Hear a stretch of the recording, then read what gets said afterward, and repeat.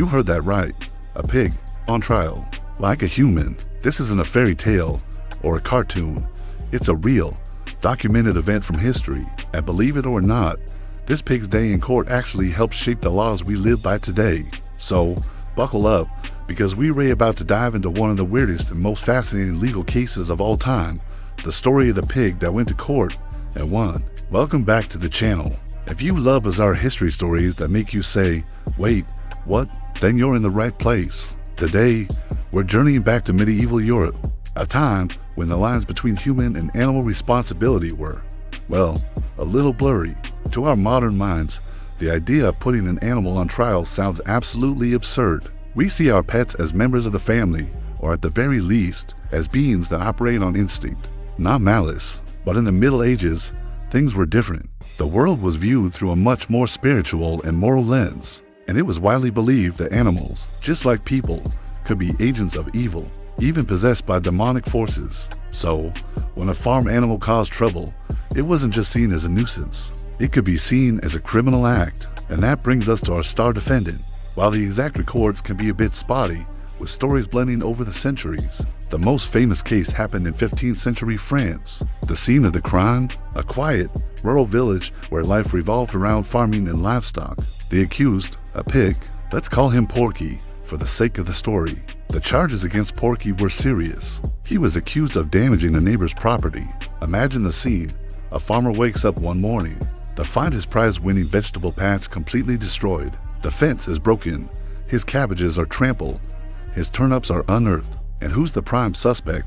Caught muddy-snouted at the scene. Our friend Porky the pig.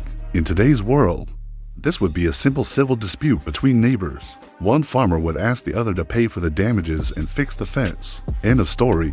But not in medieval France. Here, the crime was seen as a transgression that needed to be addressed by the full weight of the law. So, the pig was arrested. I'm not kidding. It was formally charged with the crime of property destruction. The village court was convened, a judge was appointed, and the proceedings began.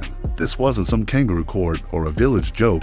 It was a serious legal affair, following the established procedures of the time. The pig was brought into the courtroom. Can you even imagine the logistics of that? And the trial commenced. Now, here's where it gets even more interesting. The court, in its wisdom, decided that the pig deserved a fair trial. And what does every defendant need for a fair trial? A lawyer. That's right. An actual, human lawyer was appointed to defend the pig. This lawyer's name is lost to history, but let's call him Bartholomew. Bartholomew was tasked with the seemingly impossible job of arguing for the innocence of a pig that couldn't speak, couldn't understand the charges, and was probably just focused on finding his next meal. So what kind of defense could you possibly mount for a pig?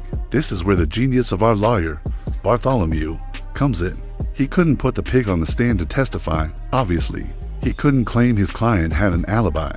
Instead, he had to get creative. He began by building a character defense for the pig. He argued that the pig was a good pig from a respectable family of pigs and had never been in trouble with the law before. He may have even brought in character witnesses, other villagers who could attest to the pig's generally docile nature. It sounds ridiculous, but he was using the tools he had. But his main argument was a stroke of legal brilliance.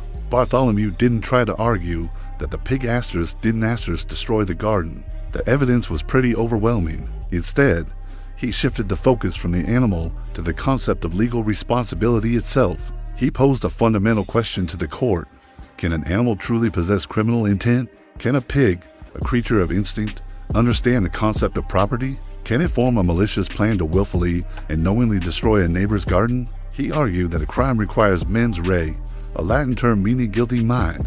It's the concept that for an act to be a crime, the person, or in this case, pig committing it, must have the intention to do wrong.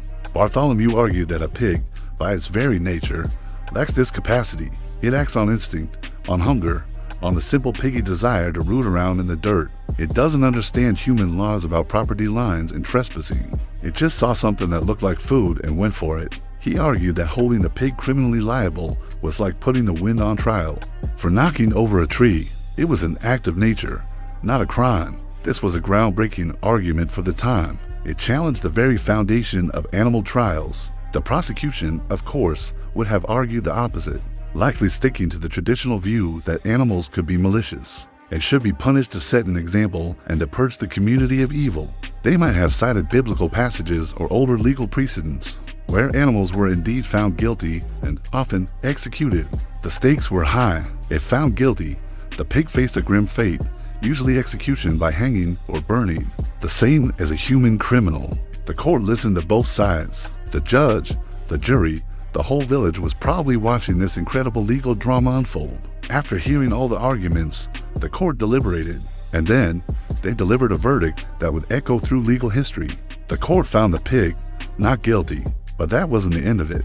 The ruling was more nuanced than a simple acquittal. The court agreed with Bartholomew's core argument. They ruled that the pig, as an animal, could not be held criminally responsible for its actions because it lacked the mental capacity to form criminal intent. It couldn't have a guilty mind. However, the damage was still done. The neighbor's garden was still a wreck. So, who was responsible? The court ruled that the responsibility fell squarely on the pig's owner. The owner was the one who was supposed to keep his animal properly contained. The owner was the one who had a duty to prevent his pig from damaging his neighbor's property. The owner was found negligent. Therefore, it was the owner who had to pay for the damages, to compensate the neighbor for the destroyed vegetables, and to ensure his pig was properly penned in the future. This verdict was revolutionary. It shifted the legal focus from punishing the animal to establishing the liability of the owner. It was one of the earliest legal affirmations of a principle that is fundamental to our modern legal system today. If your dog bites someone, you are responsible. If your cow wanders onto the highway and causes an accident, you are liable. This concept of owner liability, which we take for granted, has some of its earliest and most colorful roots in cases just like this. The pig trial helped establish a clear legal distinction between the actions of an animal and the responsibility of its human keeper. So, while the idea of a pig on trial seems like a bizarre and comical footnote in history, its impact was surprisingly profound. It forced people to think critically about concepts like intent, responsibility, and the nature of justice itself. It was a step away from a world of superstition and toward a more logical, reason-based system of law. These animal trials gradually faded out as legal philosophy evolved, but their legacy remains. History is full of these strange little stories that seem like jokes, but are actually crucial turning points. The pig that went to court didn't just save its own bacon. It helped lay a tiny, but important brick in the foundation of modern property and liability law.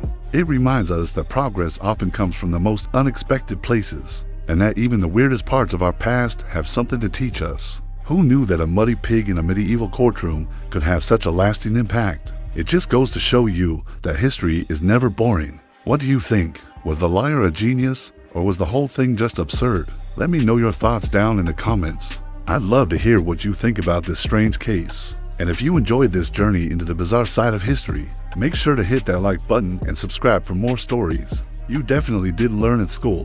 Thanks for watching, and I'll see you in the next one.